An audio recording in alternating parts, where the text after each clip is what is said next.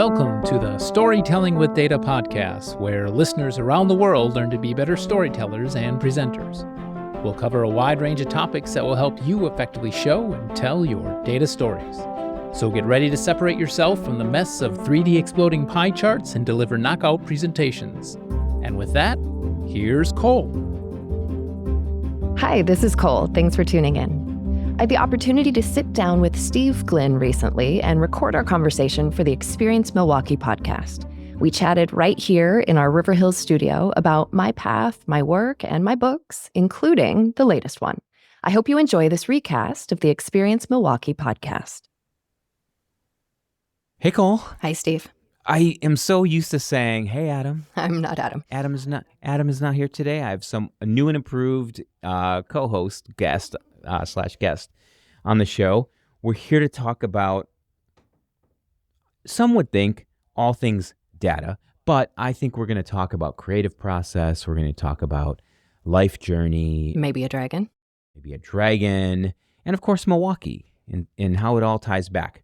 But first, who the heck are you and what do you do? My name is Cole, and I tell stories with data. That's how I start off a lot of my workshops, which is a lot of what we currently do in storytelling with data. Mm-hmm. Actually, rewinding back further than that, I have a mathematics and business background. I've always been super drawn to the space where those things intersect.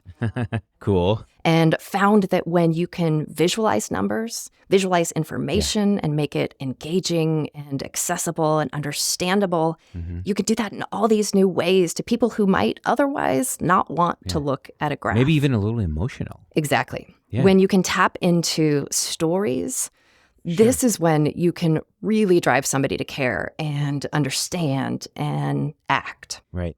My career started off in banking. Then I was at Google in California for a number of years. And that was when I really started to recognize how unique the skill set is and that you can teach it to others. Teach somebody else how to make a good graph and how to communicate effectively visually. I spent a lot of time doing that at Google and then eventually realized that these weren't skills only needed there. Sure. So I left the gig at Google, which was a great place to start and have an opportunity to develop these ideas and get to travel to all sorts of different places, meet a lot of people and flesh things out. Then I started Storytelling with Data, the company. It's been over a decade now. We focus on helping people create graphs that make sense and weave those data visuals into compelling and action-oriented stories. We do that through the books, which we can talk more about, the blog, the podcast, the workshops, our online community. Which came first, the company or the book? Or the idea? The idea came first. It was actually when I went to speak at my first conference, and I realized, I can't go talk at a conference and not have something to point people to try to capture them afterwards. Sure. And so I started a blog, and the blog was called Storytelling with Data. Okay. And this was back when there weren't a lot of resources in this space. So the blog gained traction pretty quickly, and there were some great conversations happening there. I posted about the things that I learned and tips. As I started doing more makeovers for different companies, I would anonymize those and turn them into lessons and post the before and afters. And I codified the lessons that I was teaching in the workshops as I went to a variety of different organizations and found that everybody, for the most part, was struggling with similar sorts of things. Yeah. We've got probably numbers geeks and design geeks trying to talk to each other. And it's difficult. And so the blog was successful. The blog was successful. Yeah. And then the workshop eventually turned into the first book, Storytelling with Data, which came out in 2015. Did the blog begin as a way to get this stuff out of your head while at Google, or was it post-Google? I started it while I was at Google. Yeah. I was lucky to have a very supportive manager who said, yes, do this, just use your own equipment, use your own time. And so I think every vacation day I had, I'd take nights and weekends, red eyes across the country and talk to basically anybody who wanted to listen about this stuff because I'm so passionate about it. Yeah. This meant I was able to gauge in a pretty safe way that there's a market there for this. Right. Great way to pilot the idea. Yeah, absolutely. Yeah. When people come to me and ask about being an entrepreneur or starting their own thing, the advice I always come back to, because it's what I experience at work for me, is if you can, test things out while you have the stability of the job. Can you do that in your job or your current organization? That can be a fantastic way to do it without it being so risky. Yeah, and low tech it if you can. It's a great it's great advice, and I've seen it work a number of times in both directions. Either it takes off or it fails, and you're like, okay, that was $80, I'm okay. So it goes from ideas in your head, everything you're experiencing at Google. You start the blog, you have this hypothesis that what you are seeing and fixing is probably a problem that exists or a challenge that exists in other companies. Where the heck do the books come in? Like, to me, that just seems like orchestrating a 7-course meal. Like, my brain just can't go to that space. How do you we can talk about each book individually and how they build together, but how do you go from blog to book? I think I benefited from timing being perfect for all of this in terms of there weren't a lot of resources out there, in terms of my passion in this space, both in the writing and the visual communication. So those performed well, I think, both on the blog in short form and in book in longer form. But then also it was as people were encountering more and more data and having this overload of data where the idea that we need to invest in data science came along a lot earlier. And I think we're on this path still only where people are giving more credit to what's historically been thought of as a softer skill, being able to communicate effectively. And the lessons that I teach, they're simple, they're practical, they're nothing earth-shattering. They're the sort of things when somebody says them, you're like, oh, I should have thought of that. For example, if you're making a graph or a slide and you want to show someone where to look, don't make it colorful. Use color just where you want them to look. But it's these simple tips that can take something from feeling overwhelming to an audience and make it simple and easy. Yeah. My book came along, I think, at just the right time. And I put it out there having no idea, no expectations of it becoming the bestseller. Yeah. My whole reason behind doing the book was just I was maxing myself out in terms of how often I could travel, how many workshops I could do. So the book for me was a way to put it all down so that I could spread it more broadly. Scale it. Exactly. Yeah. So I could spread it to people who maybe couldn't come to a workshop. Sure. Did you find you were getting more opportunities to speak at different places because of the book? Like, what was pre-book and post-book like in terms of engagements? The book certainly lends a different level of credibility. I think another way that I was fortunate is I had credibility from the get-go because I was relatively early in the space. I was at Google. And you had Google. I mean, that's a great brand to have on anything you're doing. And then the book amped it up, and everything has grown from there. That's awesome. So walk me through the 4 books. We can start with the 3. We'll get to Daphne a little bit later. But yeah, how does someone go through the process of the first 3 books? Well, I'll talk about them briefly sequentially, and then we can dig in further if you want to. So the White Book, the original, Storytelling with Data, was published in 2015. As I mentioned, it really takes the lessons that I teach or had been teaching at that point in workshops and puts them down on paper, gives people practical tips, before and after examples to help improve graphs and slides and presentations. The Blue Book, the next one, Let's Practice, was published in 2019. And that's because I was realizing if people read a book, it doesn't mean they develop the skills. Right. Really, like anything, to develop skills when it comes to communicating effectively with data means you have to practice and get to know your tools and experience doing things in a way that doesn't work so that you can refine and get feedback and do things in a way that does work. It's a lot like making bourbon, as we were talking about before the mics turned on. I might be thirsty right now. We can do that after. Yeah. The Blue Book is really taking people through that practicing with real-world examples. Sure. So exercises where you can practice with me, where I pose a scenario that you're meant to work through on your own, but then I also work through to give insight into the process. Yeah. Then there's practice on your own and practice at work, just different ways to incorporate practicing into the workday. It's like workouts, just getting people in the mini workouts and to building to the bigger exercise. Yes, building that skill set. Yeah. And then the Yellow Book, Storytelling with You, came out in 2022.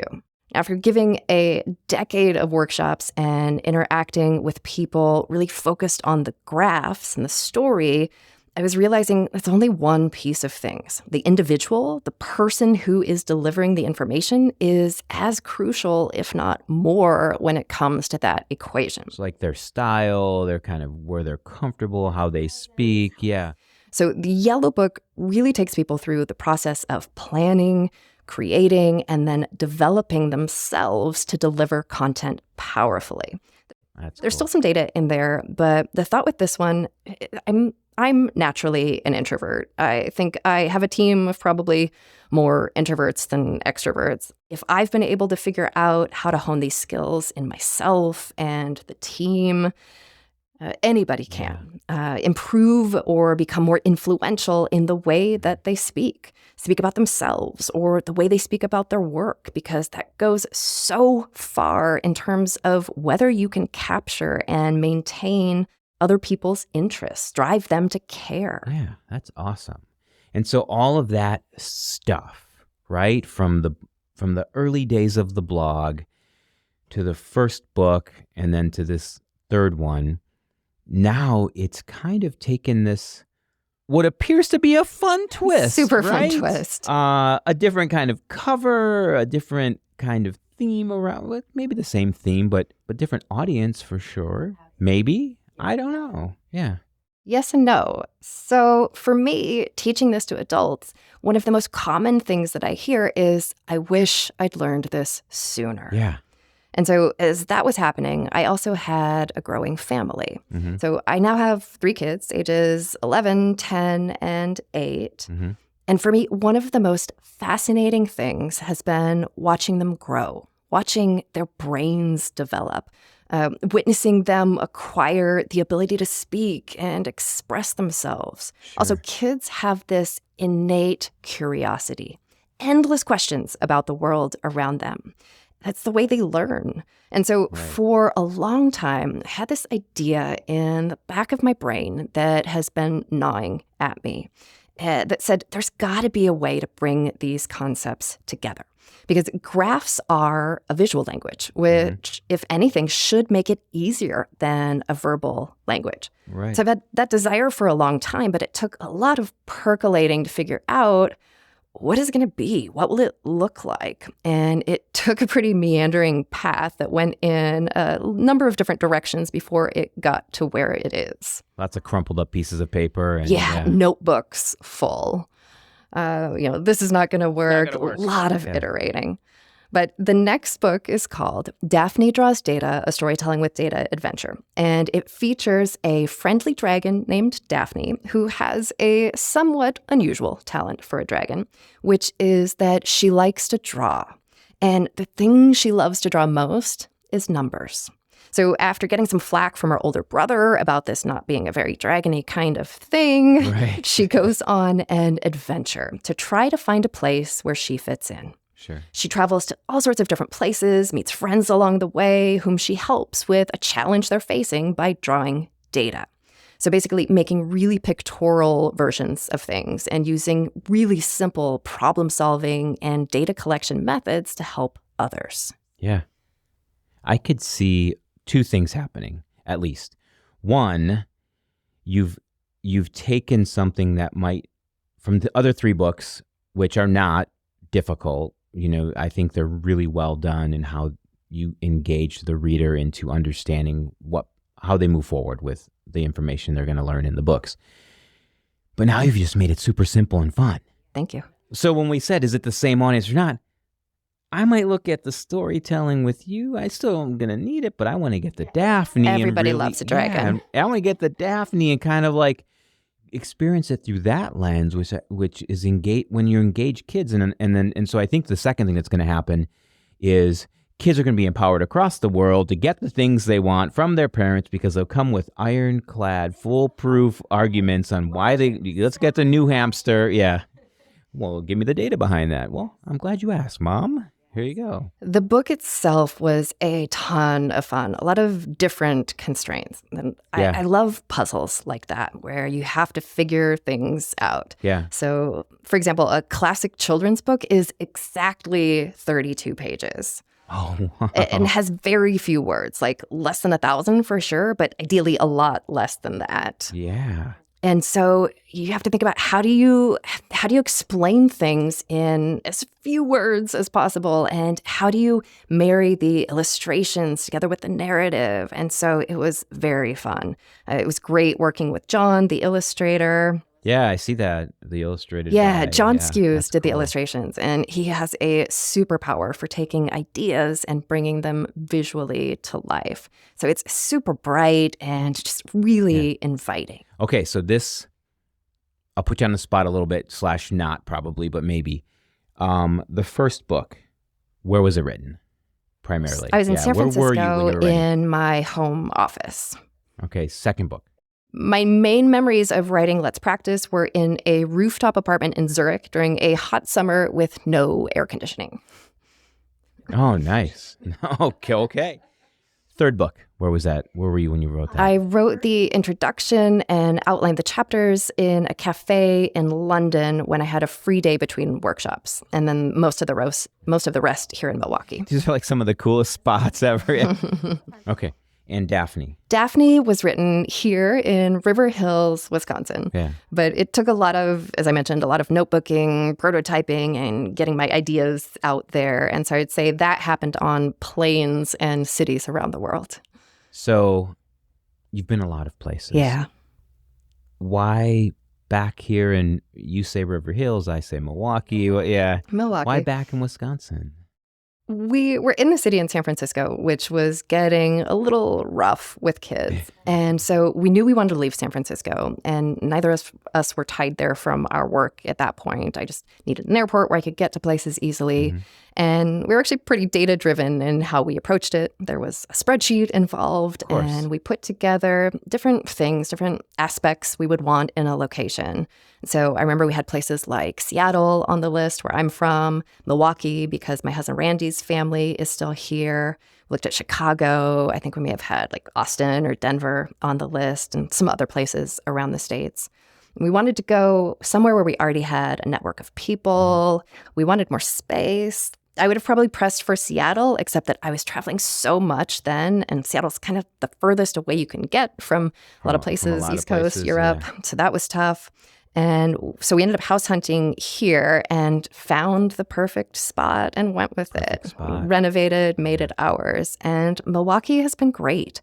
We just passed our 6th anniversary here. Time flies. It seems like the two of you just walked in the black sheep I know. to meet everybody, right? Yeah.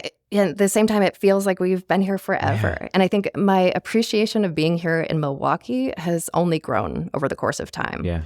It was actually particularly powerful just this past week because we took the whole family to New York City last week. And I haven't been there for a long time. And I love it. I love cities and the energy. And so we're there the first couple of days and it's great. But by about day 4, I was like, who are all these people? Leave me alone. It's too loud.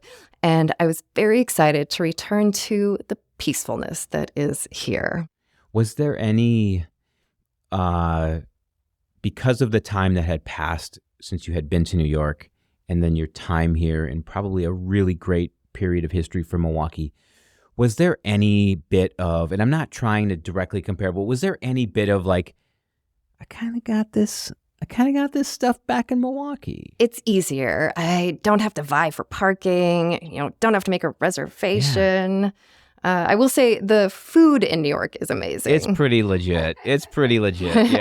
Yeah. For sure. But we've got our go-to places here. But it's like here. Bourbon, they've been doing it a lot longer over there. So everything's bourbon with you, Steve. Well, I took my daughter to Chicago a month or so ago, and I'm like, Lucy, you kind of got all this stuff you want to experience here, and you know where it is in Milwaukee, But, yeah, I think so. So what's next? How do people learn more? What are you up? What's on your calendar coming up? All this stuff. We have a read aloud of Daphne Draws Data that we're doing virtually. That'll happen on August 18th. And after that, Daphne is out in bookstores on September 4th. We'll be doing a reading here in Milwaukee at Boswell Books on September 4th. That's open to everybody. We'll do some reading and fun interactive stuff there. I have a reading in Seattle the following week at Elliott Bay Book Company, and then we'll be organizing more over the course of the rest of the year. We also, on the grown-up side, have a Seattle Masterclass that'll be happening in September. Our online 8-week course is also starting in September. And then, you asked me personally, and I'm focused right now mainly on Daphne, the supporting resources. So for anyone listening who wants to learn more, you can go to daphnedrawsdata.com, where you'll see all the events I mentioned, activities for kids, support for parents, resources for educators.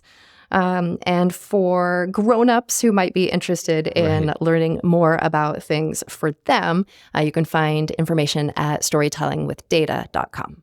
Cool. So walking around the space, I had to dodge a drum set. I think there's some other instruments out there. There's a bass hanging right here next to us. These are a lot like putting out some albums here. Do you? How do you, playing shows all the time, what are the highlights? What are the best songs, the most fun songs you like to play for these 4 albums now? I would say it ends up being a lot of the classics, maybe new riffs on the classics. So a lot of the basics, because the albums or the lessons, and we talked about one earlier, which is just use color sparingly. Identify clutter, so things that might be visually or verbally getting in the way of your message, get rid of it. Practice is a big theme. Practice iterating through different graphs. Practice, if you're going to be talking through something important, you don't want that to be the first time you say those words. Practice aloud ahead of time can be really useful.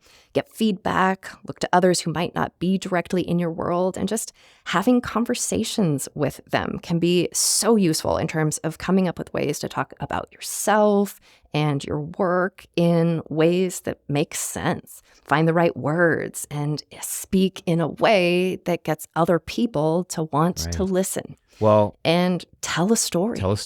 I think as someone who's born and raised in Milwaukee, and when you and Randy moved back, and David Fackel was, Randy and Cole are going to stop by the Black Shop. I'm like, who are these 2 people? You've opened up your home. You both have opened up your brains, your experiences to share with everyone to make this community better. So just thank you for being part of all of that in Milwaukee. Thank you. We love being able to take our passions and share them with others. Yeah. That's the goal of everything. We're lucky to have you here. Thanks. Thanks for the great chat, Steve.